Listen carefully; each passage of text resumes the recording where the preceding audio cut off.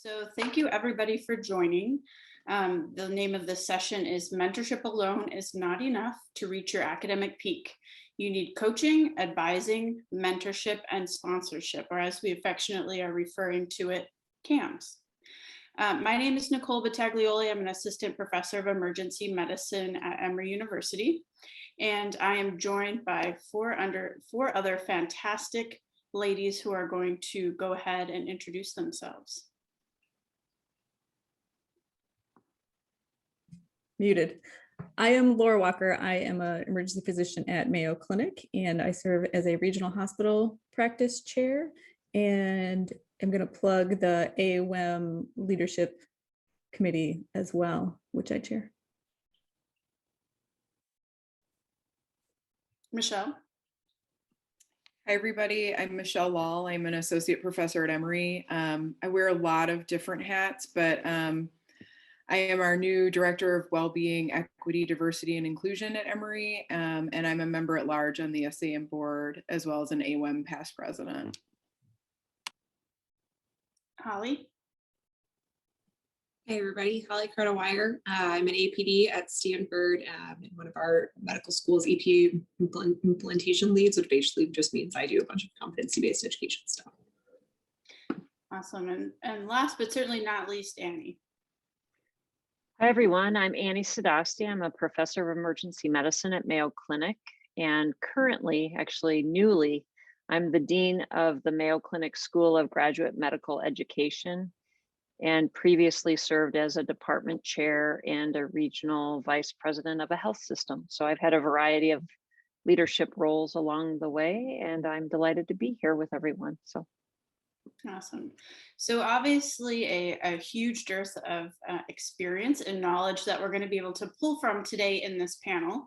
And our objectives are mainly to talk about the differences between coaching, advising, sponsorship, and mentorship, and talk more about how you can and need to incorporate these various forms of relationships into your career building in order to really make the most of those relationships and to reach your peak. So to start, I want to talk just a little bit about what some of the differences are between coaching, mentorship, sponsorship, etc. So coaching, which I have some experience with, and we were joking before the call, it really puts the person that you're working with in the driver's seat of what's going on. You as the coach believe that that person has the ability to sort of draw on their experience and knowledge and work through their problems sort of on their own with some guidance and with some probing questioning. So this could be task oriented or it could be skills oriented, but a coach really works with the other person to develop a plan and to set goals to sort of attain a skill set or to improve upon something.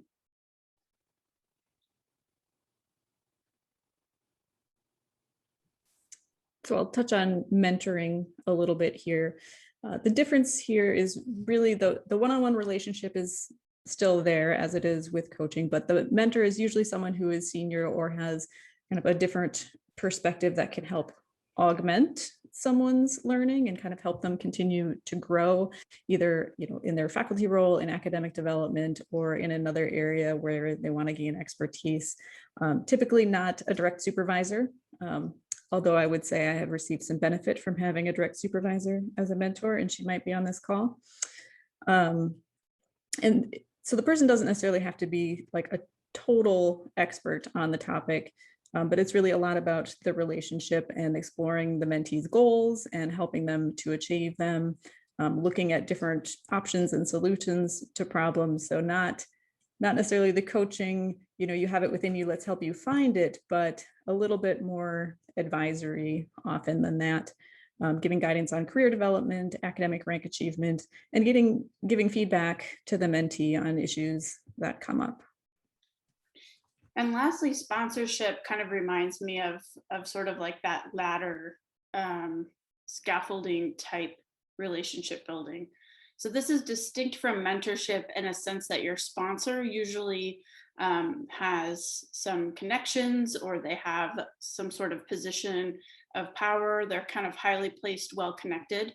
And the sponsor has the ability to offer up opportunities kind of down the line, has the opportunity to sort of plug your name or plug you when it's appropriate, and continue to build relationships and connections and use that as an opportunity to advance your career. So a good sponsor often has those connections already, or is sort of, had a bit of a career, or has, made those connections in one way or another.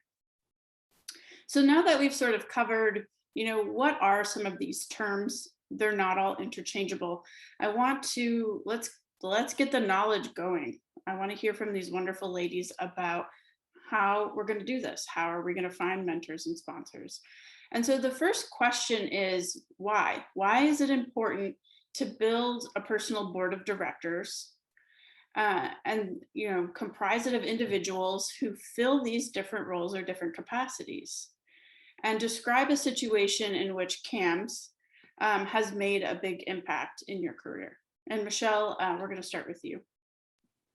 Sure. Thanks, Nicole. So, I think number one, building this personal board of directors is critically important. And it starts probably a lot earlier than you thought it did.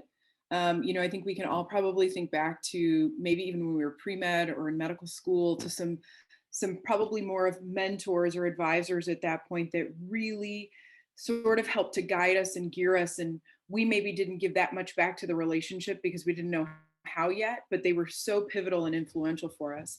So I think the first thing to consider is that these relationships, it's okay for them to be fluid and dynamic. You might really need somebody for a very intense period of time and then kind of not need them for a while, right? And that's nice, but they're still there. They're still on your board. You can always come back to them. So, I think the other thing to consider is that sometimes the span of people in this group, they're going to be people who are senior to you, people who are your peers, but there might actually be people who are junior to you, and they provide yet a different perspective. So you want to look at your board and make sure it's well-rounded. I think the other thing too is it's critically important to have some people on your board that are not from your institution. So sometimes we can get so caught up in institutional politics that we sort of start to miss the big picture. And it's really important to have those people who can be critically honest with you from the outside to talk to you about things. And I've certainly had several times in my career where I've really needed my board. And one time was a couple years ago at ASEP. I was actually considering a new job, and somebody on my board said to me, "You can stop because you're trying to sell this job to me, so I know you don't want it. You are trying to convince yourself through me that this is the right move." And I was really fortunate to have somebody who was willing to be so honest, because she was absolutely right. Absolutely right. Another time for me 2 years ago is I was approached by somebody who was on the board of directors at SAEM, and she said, "I want you to run for the board." And I was like, "Are you crazy? Like, nobody knows who I am. Why would they want me? I'm not qualified for this, right? Imposter syndrome all over the place." And she's like, "Well, actually, no, you're the president of the largest academy of SAEM. You clearly are an eloquent leader. Like, you can do this and you should do this. We need this." And, not only did she sort of give me that push to do it as a sponsor, she also helped me write my statement and think about things that I wanted to see change within the organization to help move us forward. And so that sponsorship was really important. And again, it's all these connections, right? The people that we know, the more people you have on the board, the wider your network is. And emergency medicine is small. Academic emergency medicine is pretty small. So it's really important to have, great connections with all sorts of different people, because just like I've needed people's connections in the past, I hope that I have helped many of my mentees and other women that I have sponsored with those needed connections as well. I love that. Those are some excellent points and a great way to kind of start this off. Annie, I'm also curious to hear what your thoughts are on, why we need a personal board of directors and how CAMS can help. Well, so for those of you who know me, and there are some familiar faces in the audience, which it's great to see all of you who are long friends. I hate the idea of a networking session to my core. I just want to kind of throw that out there. It is honestly, it is the thing on a conference schedule that almost makes me want to run in the opposite direction very fast. So I'm such an introvert that that's the way I react to any mention of networking. But I'm going to tell you that it's crucially important that we build the board or that we network, because every transition I have made in my leadership trajectory, so residency program director, chair, regional vice president, now dean, I have really leveraged that board of directors. And to Michelle's earlier comment, you never really know when you're going to, it's highly fluid, and you may end up tapping the shoulder of someone who was a connection from a decade ago in your next transition. So Mayo has a transitional leadership. It's probably important for everyone to know a transitional leadership, rotational leadership model. So I have had several rotations because that's the institutional culture. And so we end up leveraging the board of directors or the network a fair amount in our careers as we go through a variety of transitions. And so I have been extremely grateful. And my most recent position, so as dean, I had a peer program director years ago when I was the residency director who was a little bit older than I was and a little bit ahead of his career than I was. And he was lovely. And when I had my first thorny personnel issue as a residency director, I kind of tapped the shoulder of Steve Rose, who was the anesthesiology program director at the time. And he was ever so gracious with his time and expertise and experience. And then over time, we became friends. And then he became the DIO, and I became a department chair and was leading in a different direction, but we were always very cordial and friendly with one another. And then when I was looking for my next leadership role, sitting in the dean chair was Steve Rose. And so I met with Steve to say, hey, I'm interested in exploring the dean position. I know it's going to be coming available because rotational leadership is an expected timeline. And that's an example of how you can really leverage the board of directors or a network, because he was a mentor before, and then very likely became a sponsor later. So it's just it's a nice example, but I think for those of you who feel like networking is extra, to use my teenage boys vernacular, it's really important. And I tell you that as someone who it causes great anxiety to see a networking session on my schedule. So thanks for that, Annie. So for anybody who sees Annie in the hallways at our next in-person conference, please approach her and make small talk, because it's obvious that that is one of her most cherished interactions of life. So thanks, Annie. And then lastly for this question, Holly, I want to get your perspective as somebody who is a little more junior faculty than the other ladies who have answered so far. How has CAMS helped you so far in your career? I think for me, it's really understanding that no one person on your board of directors can really fulfill every single role. And you really need to know who it is that you can call on at varying time points for very different reasons.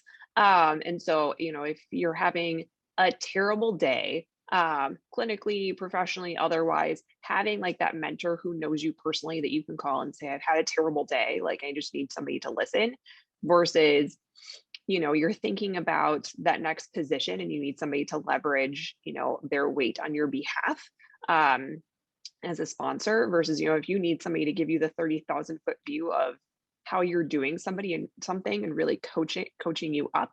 I think it's a very different ask of very different people. And it's really hard for any one person to be all of those things.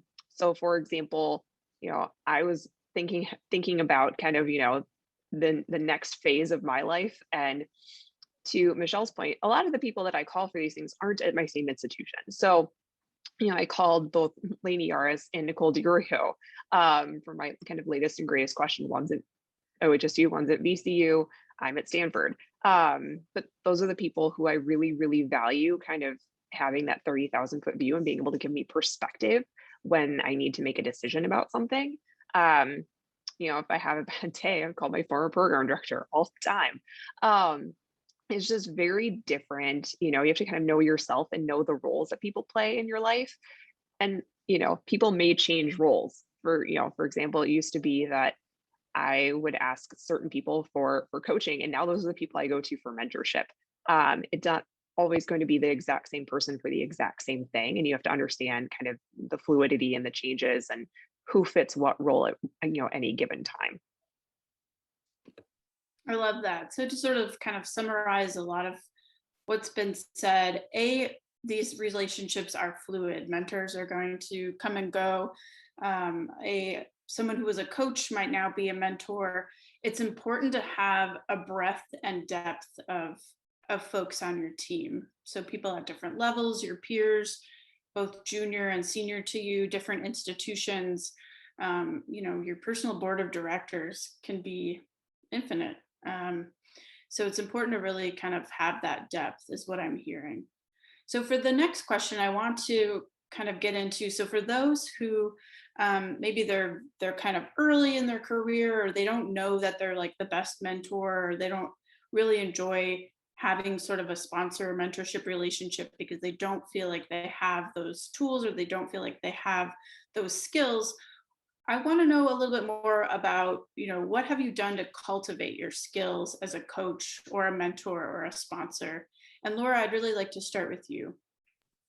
So I got on a professional development kick a couple of years ago now and sought out everything I could find within my own institution, and ultimately have looked outward some also with some development. I'm getting an MBA, and there's a lot of leadership development courses in that. And I look back on my arc as really first having been a mentee and trying to learn from good examples and bad examples, both what to do and what I'm not going to do.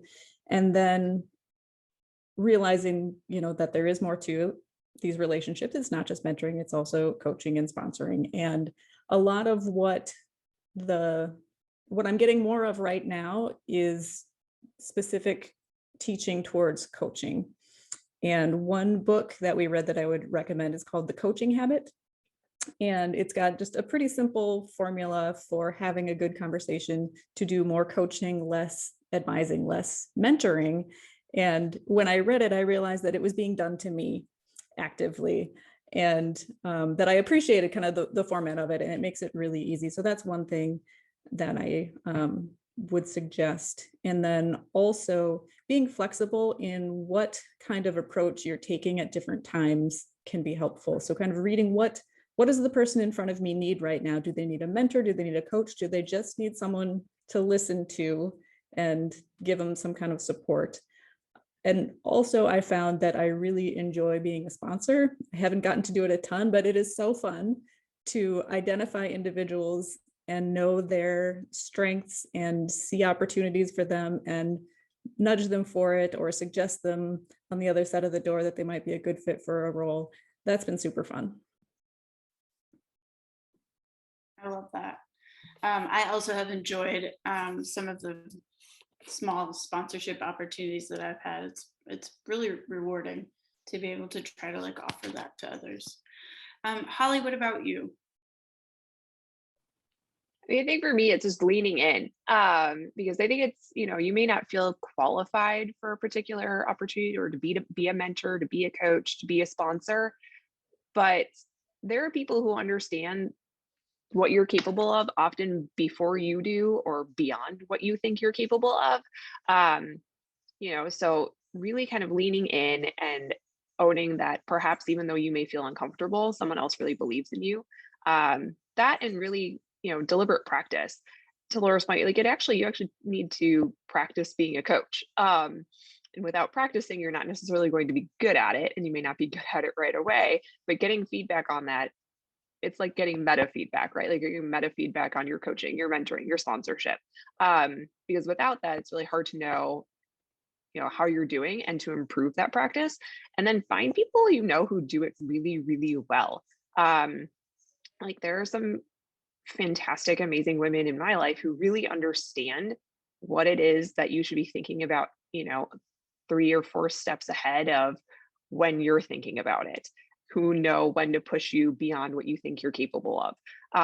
And those are the kind of people I really want to be. And that's the kind of mentor or sponsor or coach that I want to be. And finding people who you really admire in that way and trying to, pick their brain. How is it that you do this? And perhaps getting that meta feedback from them. I think all of those things are important.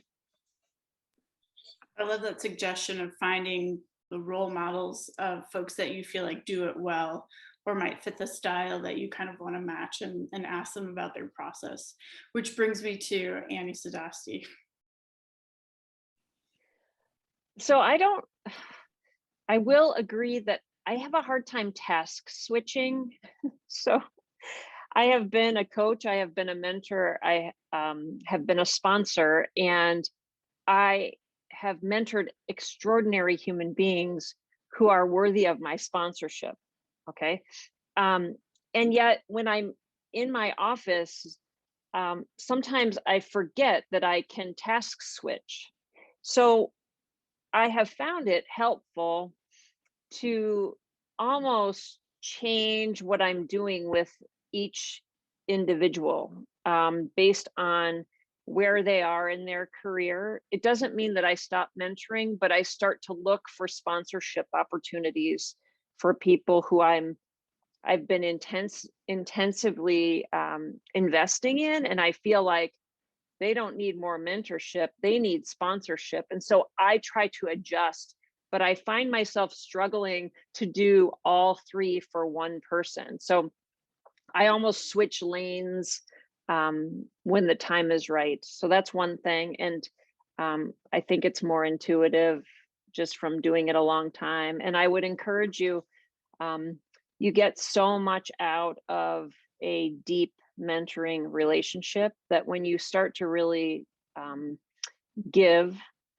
you get so much back that I think that practice, the deliberate practice that Holly just mentioned, it comes with time. So I think I have to agree with you that it's really difficult to try to wear all of those hats at the same time, especially with the same person. And you could argue that it almost doesn't work in a sense that, as a part of the coaching relationship, your role or your job is to not give advice, which is a pillar, I would say, of what a mentorship relationship is. So it is super difficult to try to wear all of those hats. And it kind of brings us back to, how those relationships are fluid. Michelle, curious, what have you done to kind of cultivate some of those skills? Yeah, I think, as we said, like some of these relationships are really fluid, and, certainly there are some that just organically are a little bit easier than others. But I think where I've really pushed myself to grow is to figure out how to connect with some of the people that I can tell I'm just not connecting as well with. So, there's a lot of, there's certainly books that you can read, but most of our institutions probably have some type of local leadership course that you could participate in. I think there's a lot to be said about kind of that self-awareness about your communication style and how you're received by others, right? So if you've ever done a DISC profile or the Thomas Kilmann conflict mode instrument, and you kind of see how you respond in certain situations, it can really help for me going into it to say, okay, I know I have to kind of play up on this to reach this person. Otherwise, if I come in how I might come into somebody else, the wall's going to go right up and the relationship is probably stalled. So I think it's important to have, some self-awareness and to try to figure out how to modify your communication style to make the best out of the relationship, right? Because we all know there are some, like I said, that organically are just easier. But it doesn't mean that there's not the potential for something great, that you just have to try to be open and modulate a little bit to reach its potential.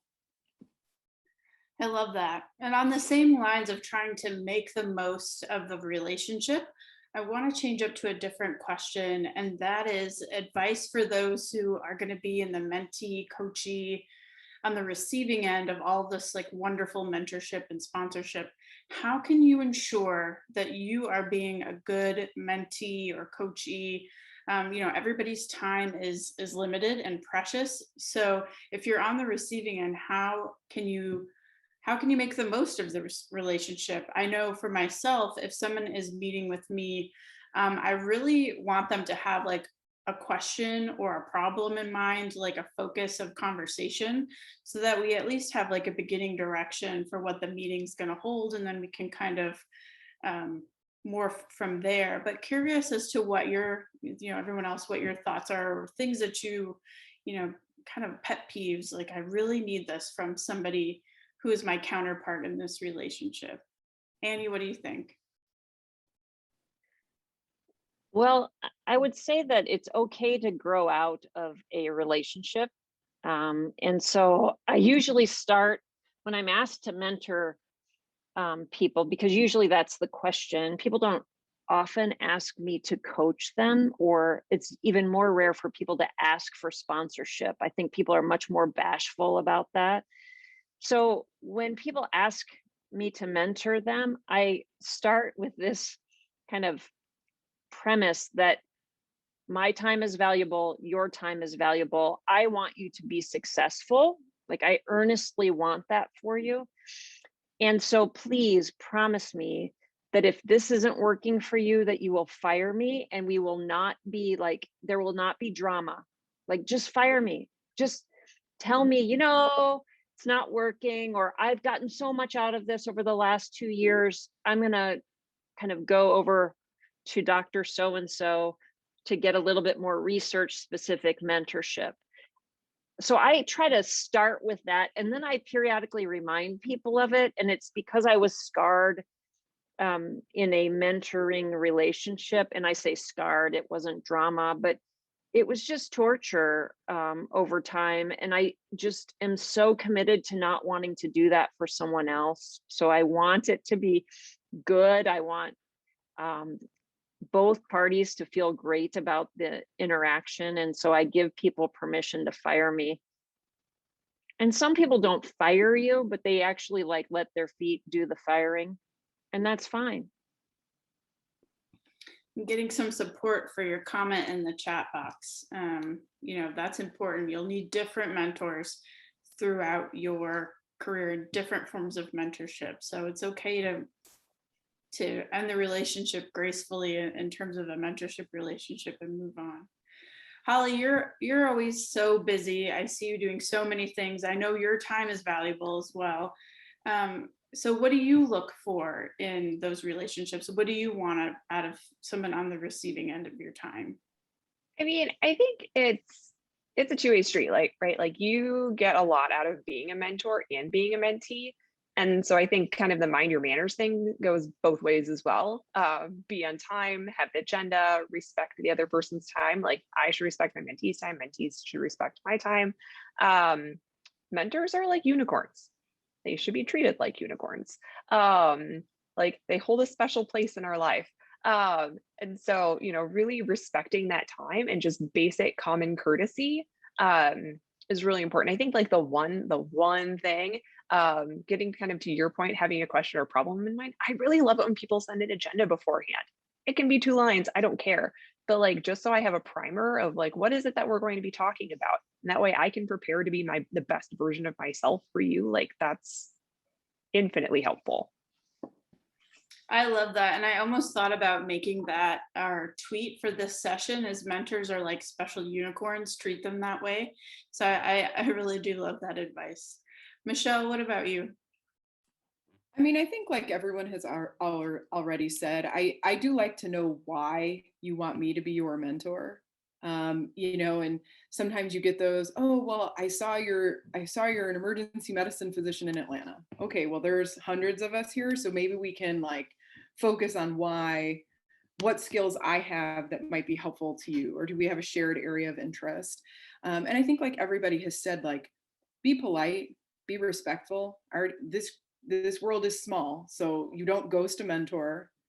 You don't say anything rude, even if the relationship is not going well, right? You have to maintain your professional behavior, and very kindly thank them for the time they've spent so far, and tell them you're going to go separate ways, because things like that do circulate pretty quickly and be a way to really cause harm to yourself professionally.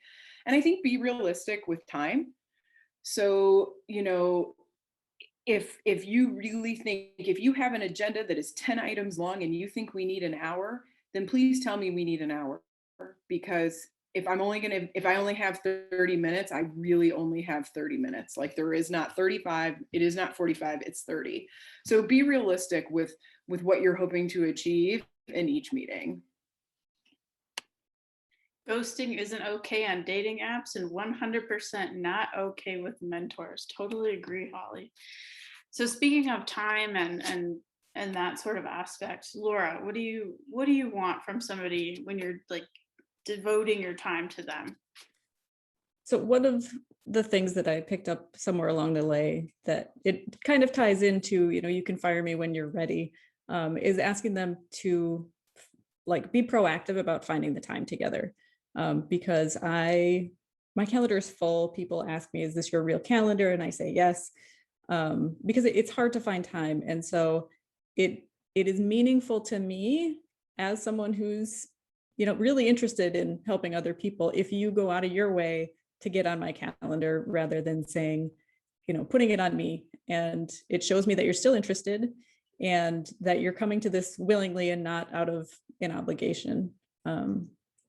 So that's one thing. And I would also add that I learned a lot from this group, even in our pre-meeting, to be more deliberate about myself as a mentee. And so thank you, ladies, for that. And then I will wrap up here with the last question. So this didactic is sponsored by AWEM. And, obviously we have a lot of women on this panel, and these are our perspectives. So drilling down a little bit more to all of you, why is this topic important for women, particularly women in academics? And so Annie, we'll put the spotlight on you for this one first. Well, I think that the world is not binary, right? There's not a male side of medicine, female side of medicine, but if you look back in time, a lot of deals were made at the clubhouse and or on the golf range, or and I think that women, for a variety of reasons, find fewer opportunities for some of that more natural networking that's casual. And that may be because they have additional responsibilities at home, or fewer natural casual opportunities to interact with other leaders, let's just say. So I think intentionality for women professionals, it's also true for men, but intentionality about your board of directors, about building a network, about spending time curating who could provide sponsorship is really important, because those casual interactions are fewer, I believe, in women. Great, definitely historically a precedent for that. And I think, just as a side note, in the times of Zoom, it's that much more difficult to kind of get those casual interactions. So Nicole, what are your thoughts on this?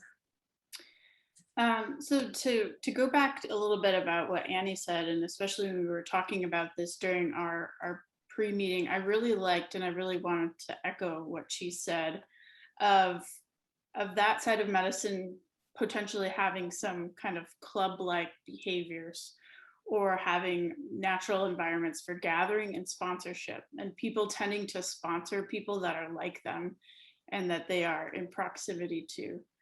So really what we're trying to do, in Annie's words, because I can't steal these, but level a playing field. That's not really, it's not level, right?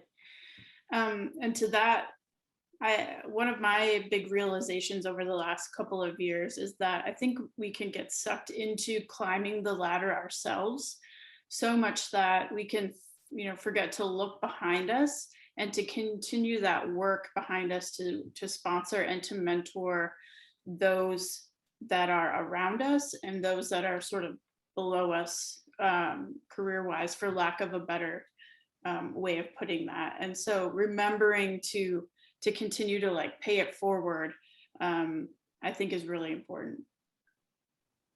Great. Totally agree. Michelle, how about you? Yeah, so I mean, I totally agree with what Annie and Nicole have said. I mean, I think, this is also where we really need to consider allyship, right? I mean, the playing field is still not level. It's more level than it was 20 years ago, but we're still not there. But this connection between women and networking among women, it's powerful and it's certainly critical, but it doesn't exist in a vacuum, right? As Annie said, this isn't binary. There's not like women in emergency medicine and men in emergency medicine. We're all in it together. And so I do think it's really important to have men on your board of directors too. Their perspective is different and it's important. And I also think it's important for me to have male mentees, right? While I feel very confident that I can provide really good mentorship and sponsorship to women, I can do it for men too, and I should. In our home institution, one of my main mentees is a male.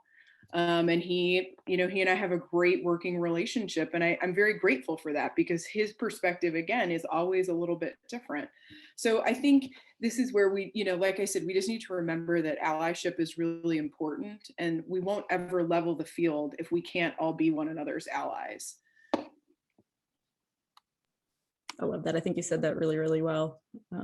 I also enjoy having a mixed group on my board of directors and find that it's really important to get that diverse perspective. So we'll wrap it up with Holly. Yeah, I kind of want to go back to Nicole's point. I think, we do get wrapped up in climbing the ladder, and, everyone on this call, a lot of the fantastic women in the audience are super successful. And, it's this idea of you have to continue to think about how to pull others up with you. If you come to conquer the hill that and you conquer the hill, but you forget to look back and, think about how you got there, people are going to continue to have to reinvent the wheel. Like the struggle will continue for every single person who comes after you. And it's really important to share those experiences with other people. Here's how I climbed the hill. Here are the pitfalls that you can avoid that I had to deal with. Here's how you navigate XYZ thing. There's so many unique challenges in academic medicine, institutional nuances, but things that are ubiquitous to all of us. And if we don't talk about them, share our experiences, normalize how we're feeling about things. I mean, I spend a lot of my time being like, to borrow a phrase from Kristen Ing, our sim fellow, am I tripping? I think to myself, is this normal? Am I tripping? What's going on here? And I think it's important that, we all have these conversations with each other and say, no, you know what, let's normalize this. Here's how, we can tackle these things together. Here's how people have done it before us. So that the people who come after us don't have to struggle with the exact same things over and over again, because that's the antithesis of progress, right? It gets back to this idea from Feminem. You have to build your raft of otters. And without the raft, we're all just by ourselves. And that doesn't seem fun or productive. Yes. And for those who aren't familiar with the raft analogy, so female sea otters, when they're swimming around in the cold ocean, and they're trying to sleep, they link arms and they form a raft so that one of them doesn't like float away while they're sleeping. So there's an extra layer to that analogy, but I think I'll stop there of, you just have to build your raft, right? And we got to hold on to each other. So before we get to, we do have a couple of audience questions, but before we get there, I do want to throw out, because it was brought up, have any of you struggled in a mentorship relationship or have any experience firing or breaking up with a mentor? And if so, how did it go? Yes. Yes, and? Yes, and when it's time, I think. And like, Andy's laughing at me, but it is. At some point, the relationship isn't what it needs to be. Neither of us is getting what we need to out of it, or interests change and priorities change. And I think that being thoughtful and considerate of everyone's time and energy and ending it is okay.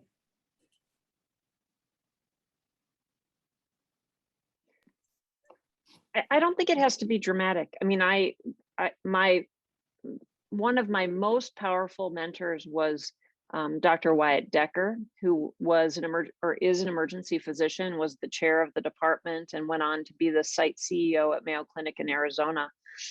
And I went from kind of day-to-day interactions with Wyatt when he was in the department every day, with just-in-time mentorship, hour-long mentor sessions. I mean, just intensive mentorship, to when he left Rochester to go to Arizona, his calendar, there was a time change and he was really busy. And despite adoring him and being forever grateful to him, I just couldn't access him in the same way. There were barriers, many barriers, so that the relationship changed and he couldn't be the intensive mentor that he once was. But make no mistake about it, when he was back on campus in Minnesota, I connected with him whenever I could. So it doesn't have to be a blow up. I think you can kind of grow out of something and then grow back in. In the case that I gave of Dr. Steve Rose, it's another example where he was mentoring, our paths diverged, and then they converged again. So it doesn't have to be dramatic. It can be, but it doesn't have to be. I like that. It doesn't have to be. So let's get to a couple of, we do have some chat questions. And the first one, which is important, and I do think that we need to get to, is this idea of rotational leadership. But that's probably going to be a little more lengthy. So I'm going to save that kind of to the end and cover two more before that. So the first one being, do you have a difficult job being a mentor without being a sponsor? And while the roles are distinct, can it be difficult to delineate the roles to your mentees, or is it easier just to sort of take on both roles? I welcome any input. My thought is that in order to be a great sponsor, right, you have to have those connections and you kind of have to have those opportunities. And as a sponsor, you can pass off an opportunity, or you can recommend or bring up somebody that's not specifically your mentee, but you can definitely be a mentor without being really well connected or having those opportunities to pass along.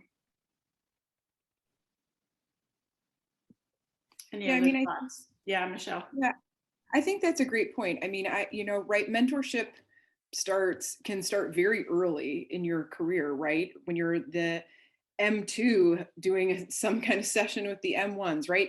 And you probably don't have any power at that point, for lack of a better word, to be a sponsor, right? What are you going to do? Go to the Dean of Student Affairs and say, man, that Nicole is amazing. We should make sure she gets promoted to M2, right? Like there's no power in that relationship. So I think most relationships early in your career really do start as that mentor-mentee relationship. But then if you're looking to somebody who can really help pull you up, pull you into a leadership position, into a community of some kind, then it's when it becomes sponsorship. Quite frankly, I think people who are junior, who are looking for advice, they really want mentorship or coaching. probably aren't quite ready for sponsorship yet because they probably don't really understand what it looks like. And I think that we've been kind of new or in medicine to really capitalize on what sponsorship is and what it really means, right? You know, it's, I'm sorry, you gave me an amazing opportunity. I'm not going to be able to do it, but let me tell you who can and why. And let me set up the meeting, right? That's a sponsor. So, you know, it's, I think we're still new to sort of figuring out how this looks and how it works, but I think it'll happen if it's meant to be. If you're meant to move from mentor to sponsor for somebody, it usually happens, I think, pretty organically. Yeah, I would definitely agree with that. I would add that when sponsoring someone, I want to set them up for success. And if I know someone as a mentee or in another capacity, it will help me gauge what opportunities make sense for them, both in terms of interest and, you know, how do we get them on an upward trajectory if that's where they want to be going, to not go nuts in the wrong direction, but to, you know, aim appropriately, I guess, without gatekeeping. I like that. Another question that came up was, how can a mentee best give back to a mentor? And I think that Dr. Ogle provided some really great responses here.